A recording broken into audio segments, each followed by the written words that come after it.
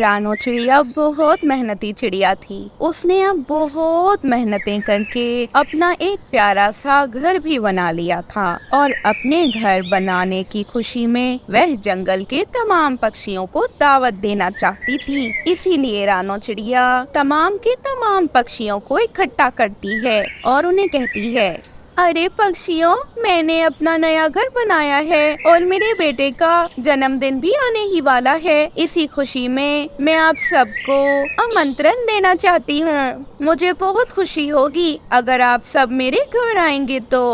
हाँ हाँ, तो हम जाएंगे, पर मेन्यू में क्या है भाई? अगर कोई बुला रहा है तो हम क्यों ना आए? अरे गोरी बहन, मेन्यू में तो बहुत कुछ है, और जैसे कि कुकू का बर्थडे भी है तो केक, कोल्ड ड्रिंक वगैरह ये सब भी होगा। हाँ, इतना पैसा तुम्हारे पास, मुझे तो यकीन नहीं आ रहा। चोरी तो नहीं कर ली ना रानो?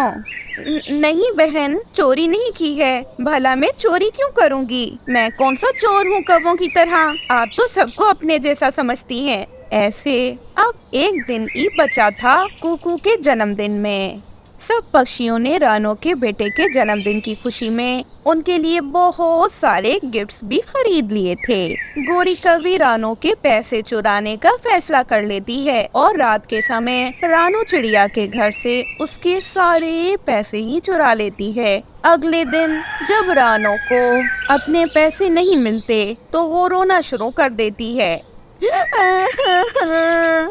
गलती हुई, बहुत बड़ी गलती हुई जो मैंने सब पक्षियों को आमंत्रण दे दी। अब सभी पक्षी मेरे घर आएंगे और मेरे पास तो 1 रुपया भी नहीं है कि मैं उन्हें कुछ कुछ खिला सकूं। मैं क्या करूंगी?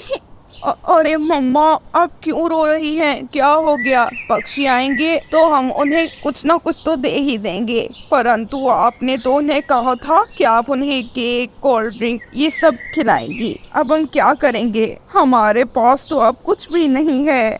बस फिर ऐसे सभी पक्षी मिलकर रानो के घर गिफ्ट लिए आ जाते हैं। कबूतरी जब देखती है कि सामने खाने को तो कुछ नहीं है तो वो फौरन कहती है, अरे बहन, अभी तक आपने शायद सामान नहीं मंगवाया कुछ। हाँ बहन, लग तो नहीं रहा कि आप बर्थडे मनाने वाली है कुकू की। और पक्षी भी ऐसे कह रहे थे। रानो बहुत परेशान थी, परंतु उसकी छोटी बेटी गुड़िया फौरन से बोल पड़ती है, अरे पक्षियों, हर पक्षी अपने जन्मदिन पर सभी पक्षियों को केक वगैरह ही खिलाते हैं, परंतु कुकू भाई चाहते हैं कि उनके जन्मदिन पर हमारी मम्मा आप सबको खिचड़ी बनाकर खिलाएं। और हाँ, आपको तो पता है कि हमारी मम्मा खिचड़ी कितनी स्वादिष्ट बनाती हैं। अरे वाह वाह, रानो के हाथ की खिचड़ी तो बहुत ज्यादा स्वादिष्ट होती है। कुकू, तुमने बहुत अच्छा सोचा। रानो चिड़िया भी तोते की बात सुनते ही फौरन बहुत खुश हो जाती है। सब पक्षी रानो चिड़िया के बेटे कुकू को बहुत अच्छे गिफ्ट्स देते हैं। रानो भी खिचड़ी बना लेती है और सब पक्षियों को खिलाती है। गोरी और कालू भी खिचड़ी खा रहे थे। गोरी को तो बहुत गुस्सा आ रहा था, परंतु वे खुश भी थी क्योंकि रानो बेचारी के पैसे गोरी को मुफ्त में जो मिल गए थे। अरे रानो, तुमने तो हमें कहा था कि तुम हमें केक खिलाओगी, कोल्ड ड्रिंक पिलाओगी, और तुम तो हमें सिर्फ और सिर्फ खिचड़ी खिला रही हो। क्या आप सबको खिचड़ी पसंद नहीं आई? अरे नहीं नहीं, खिचड़ी बहुत स्वादिष्ट थी। अरे रानो बहन, आप तो ऐसी खिचड़ी हमें रोज ही खिला दिया करें। कालू जोरों से हंसते हुए कहता है, लगता है चिड़िया, तुम्हारे पैसे किसी ने चुरा लिए, तभी सबको खिचड़ियाँ खिला रही हो। ऐसा कहते हुए कालू हंस रहा था। कालू को इस तरह से हंसता देख रानो भी समझ जाती है कि ये सब कुछ कालू और गोरी ने ही किया है। गुस्सा तो रानो को बहुत ज्यादा आता है उनपे, परंतु वह उन्हें कुछ नहीं कहती क्योंकि वह थोड़े से पैसों के लिए कालू और गोरी को बेइज्जत नहीं करना चाहती थी। लेकिन कालू और गोरी ने तो कुछ पैसों के लिए इतना बुरा किया था रानो के साथ। बस फिर सब पक्षी अपने अपने घरों को लौट पड़ते हैं। कालू और उसकी पत्नी गोरी भी चले जाते हैं। गुड़िया अपनी माँ से कहती है, माँ, आपने देखा कालू चाचा कैसे हंस रहा था। इसका मतलब है कि वही चोर हैं। परंतु माँ, आपने कुछ कहा ही नहीं उन्हें। बेटी, मुझे पता है कि वही चोर हैं, परंतु मैं उन्हें बेइज्जत नहीं करना चाहती थी। बस फिर अगले दिन रानो जब नदी पर गई तो गोरी वहाँ पहले से ही मौजूद थी। गोरी रानो को देखकर जोरों से हंसने लगी। चिड़िया, तुम्हें तो याद है ना कि तुम्हारे बेटे का जन्मदिन मैंने कैसे खराब किया था। खिचड़ी खिचड़ी खिलाकर भेजा था तुमने सबको। गोरी बहन, आपने जो करना था कर लिया, परंतु मुझे पता था कि ये सब आपने किया है, लेकिन इसके बावजूद मैंने कुछ नहीं कहा, क्योंकि मुझे पता है कि आप एक न एक दिन सुधर जाएंगी। परंतु अगर मैं पक्षियों के सामने आपको बेइज्जत करती तो भले ही बाद में आप सुधर चुकी हों, परंतु पक्षी वो बात न भूलते और आपको हमेशा एक चोर की नजर से देखते कि आप एक चोर हैं। खुद को बदले। रानो की बातें सुनकर तो गोरी बिल्कुल चुप हो जाती है और वहाँ से चली जाती है। गर्मियों के मौसम में सब पक्षी ही बहुत परेशान थे, क्योंकि नदी में तो अब बिल्कुल भी पानी नहीं था। पक्षियों को पानी पीने बहुत दूर दूर तक जाना पड़ता था। रोज सुबह सवेरे पक्षी अपने अपने मटके लेते और बहुत दूर तालाब की ओर निकल पड़ते। एक दिन सुबह सवेरे कुकू रो रहा था। कुकू बेटा, आप क्यों रो रहे हो? क्या हुआ है मेरे बेटे? मम्मा, मम्मा, बहुत गर्मी लग रही है, प्लीज कुछ करें, अब और नहीं सहा जाता। अरे मेरे बेटे, मुझे पता है गर्मी बहुत है, परंतु हमारे पास बस एक ही मटका है, इसमें ज्यादा पानी नहीं आ सकता। आप चलो मेरे साथ, आज आप तालाब पे ही नहा लेना। जी जी मम्मा, चले ना, हम तालाब पर जाकर ही नहा लेंगे। गर्मी के कारण तो बहुत बुरा हाल है, मुझे तो रात भर नींद भी नहीं आती। और फिर रानो चिड़िया कालू और गोरी के घर जाती है। अरे क्या तुमने अपने बेटे को भी आज साथ लेकर जाना है? हाँ, मैं अपने बेटे को भी आज साथ लेकर जा रही हूँ। इसे बहुत ज्यादा गर्मी लगती होती है, ये आज तालाब पे नहा भी लेगा।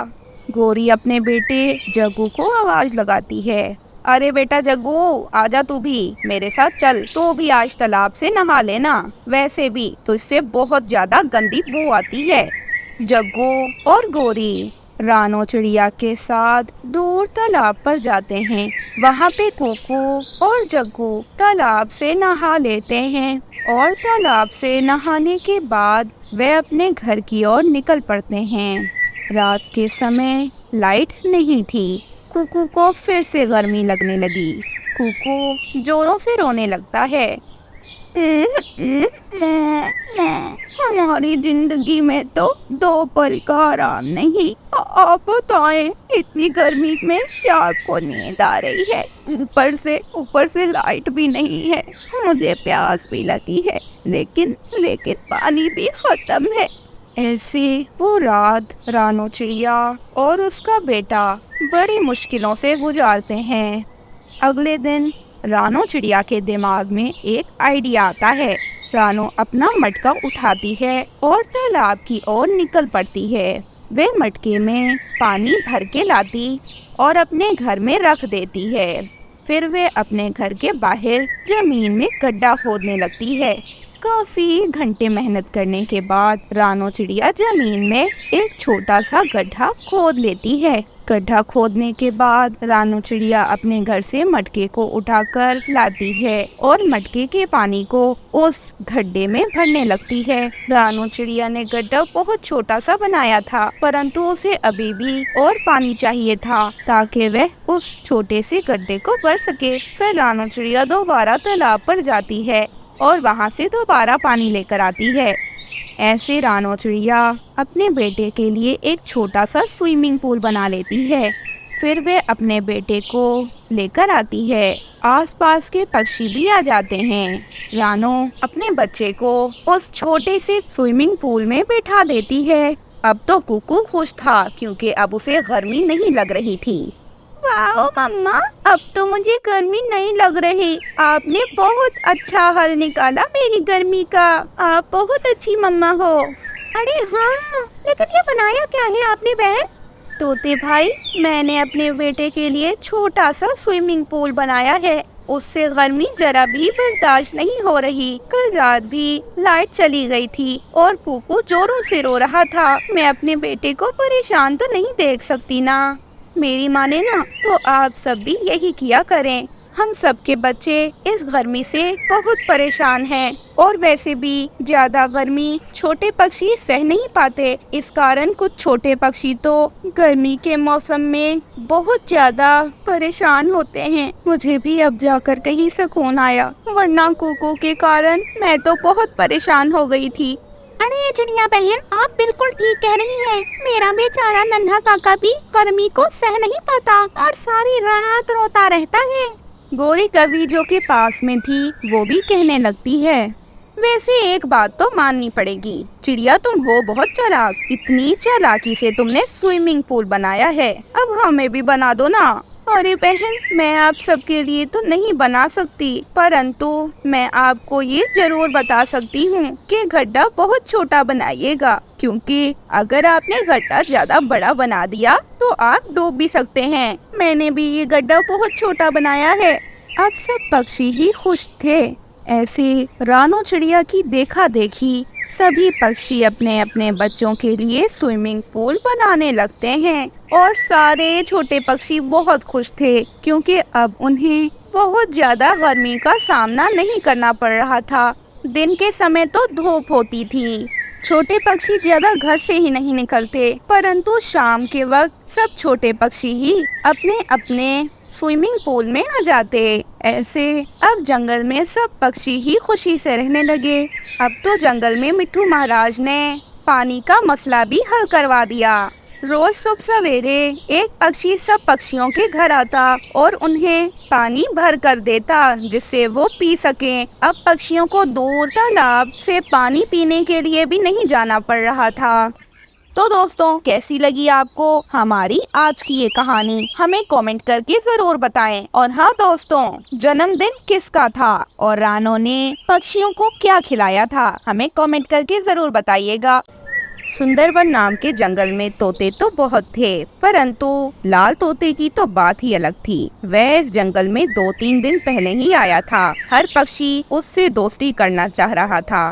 क्या तुम मुझसे दोस्ती करोगे? तुम बहुत सुंदर हो। मैंने आज से पहले इतना सुंदर तोता कभी भी नहीं देखा। अरे कबूतर भाई, आपका घर किधर है? मेरा घर तो बहुत दूर है तोते भाई। मैं इस जंगल में नया आया हूँ, मुझे अपना घर भी बनाना पड़ेगा। अरे सुंदर तोते, तुम मेरे घर क्यों नहीं चलते? तुम जैसा लंबी लंबी चोंच वाला और मोटी मोटी आँखों वाला भला किस पक्षी को नहीं पसंद होगा अपने घर में रखना ऐसे तोते को। अरे आपका बहुत बहुत धन्यवाद, आप भी सुंदर हो। मैं आपके साथ आपके घर चलूँगा। ऐसे खुशी खुशी कबूतर लाल तोते को अपने घर ले जाता है। ऐसे अब कालू और गोरी सुधर जाते हैं और वो दोबारा कभी भी चोरी नहीं करते।